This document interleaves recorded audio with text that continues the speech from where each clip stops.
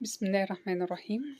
السلام عليكم ورحمة الله وبركاته، اللهم صل وسلم وبارك على سيدنا محمد وعلى آله وصحبه أجمعين. ازيكم حبايبي، عاملين ايه؟ يا رب تكونوا بخير وبصحة وسعادة يا رب، ورمضان كريم عليكم يا رب وعلى كل الناس.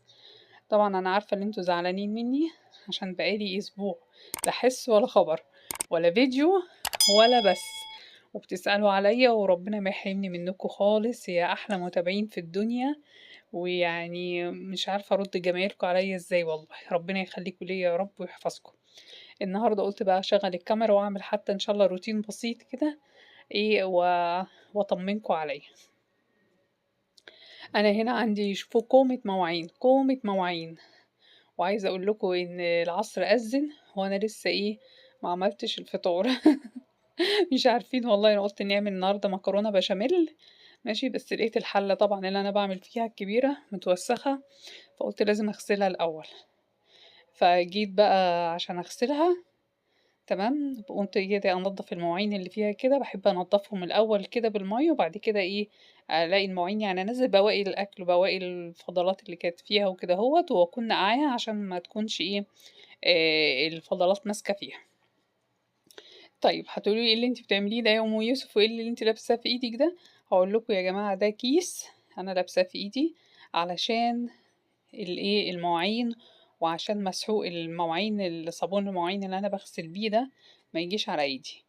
طيب للدرجة دي؟ والله لأ، هي مش حكاية إن إيدي هتنشف وهتخشن وهتشقق وكده، لأ، مش حكاية كده بس يعني. أنا كمان اتضح إن في دكتور قال إن الصابون بتاع المواعين ده لمّا الجلد بتاع الإيد بيمتصه، خصوصًا عند السيدات، بيعمل مشاكل كتيرة جدًا في الجسم.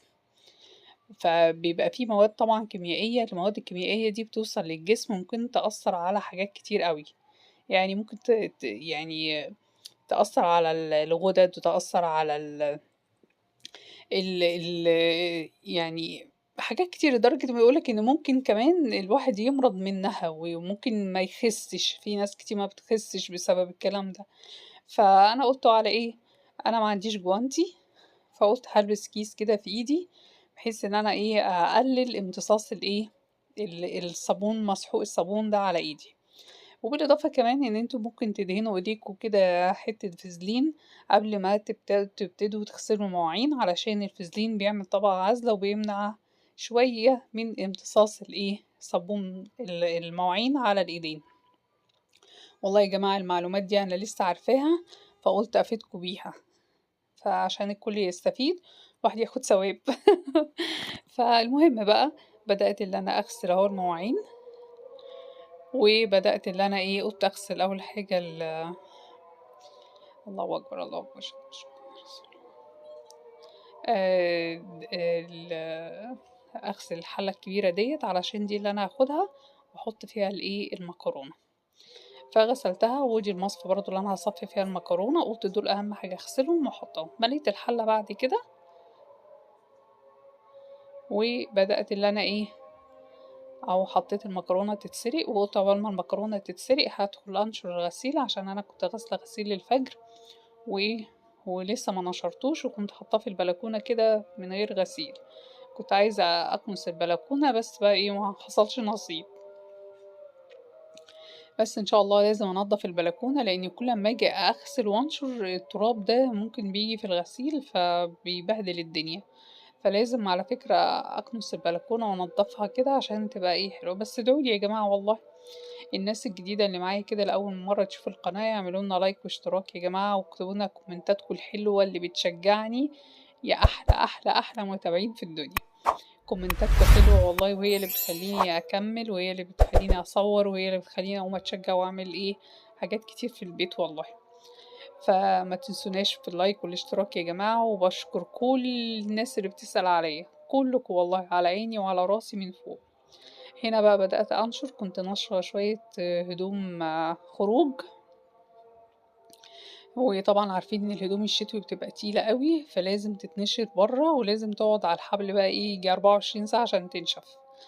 فقُلت أنشر بسرعة كده، وكنت سايبة الإيه، المكرونة بالبشاميل. مش عارفة الإضاءة غامقة ليه كده مع إن إحنا كنا لسه يعني العصر، بس بقى مش عارفة. يعني أنا باتعب أوي عقبال ما أضبط الموبايل، والموبايل كمان لقيته فاصل ما فيهوش مساحة، فبيجننّي بقى بصراحة في التصوير جدًا. فأكون مشغّلاه وألاقيه فصل، أكون مشغّلاه وألاقيه فصل، لدرجة إن أنا بقيت بازهق والله العظيم.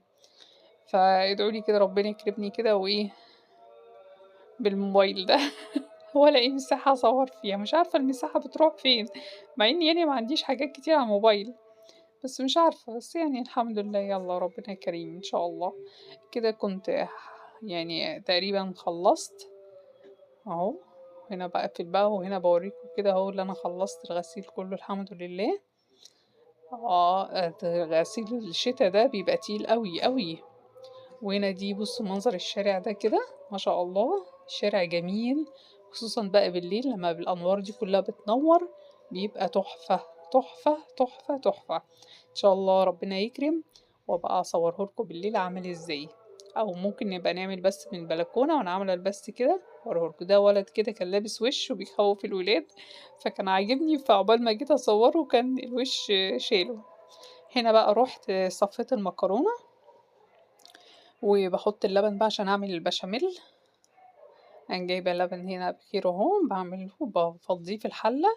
هاقول لكم بقى على طريقة بشاميل حلوة أوي وسهلة. آه والله يعني ممكن أنتم تعملوها بدل ما يكلكع معاكم.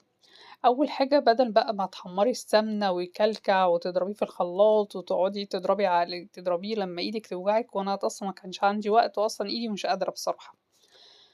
عملت إيه، هاجيب اللبن الأول وأحطه في الحلة وأغليه، وأول ما يغلي هاحط له بقى الملح والسمنة وأحط له الفلفل الأسود، وهاكون كمان عاملة إيه بقى، جايبة الدقيق، بدل ما أحمّر الدقيق لأ، أنا هادوّب الدقيق في شوية مَيّة وأحطه على اللبن لمّا اللبن يغلي، وبعد أمّا أحطه على اللبن بقى أبدأ إن أنا أقلّب فيه وأوصّله للقوام اللي أنا عايزاه.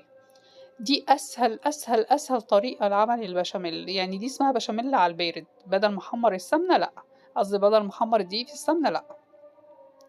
أنا باعمل إيه، أنا باعمل كده. فيا جماعة حلوة أوي الطريقة دي، فإن شاء الله اعتمدوها وشوفوها. وأنا كان نِفْسي أكمّل الفيديو معاكم، لكن للأسف الموبايل لقيته فصل. آه والله، فحقكم عليّا. الموبايل لقيته فصل فحقكم عليّا. ده هنا كنت بادوّب الدقيق في شوية المَيّة واللبن كان غِلي، فهاروح بسرعة كده أحُطّه عليه وأبدأ بقى أقلِّب لغاية ما يوصل للقوام اللي أنا عايزاه. وبكده بقى للأسف الفيديو هيكون انتهى معايا، لإن زي ما باقول لكم كده كنت حاطاه وفصل، فمعلش بقى إن شاء الله هاكمّل معاكم وأورّيكم بقى المكرونة طلعت إزاي المرّة الجاية. المرّة الجاية. وما تنسوناش يا جماعة في اللايك والاشتراك كده ومتشكرة جدًا، جدًا ليكم، وما تنسونيش في الكومنت الحلو، واتفرّجوا على الفيديو من أوله لآخره، واتفرّجوا على الإعلانات. أشوفكم على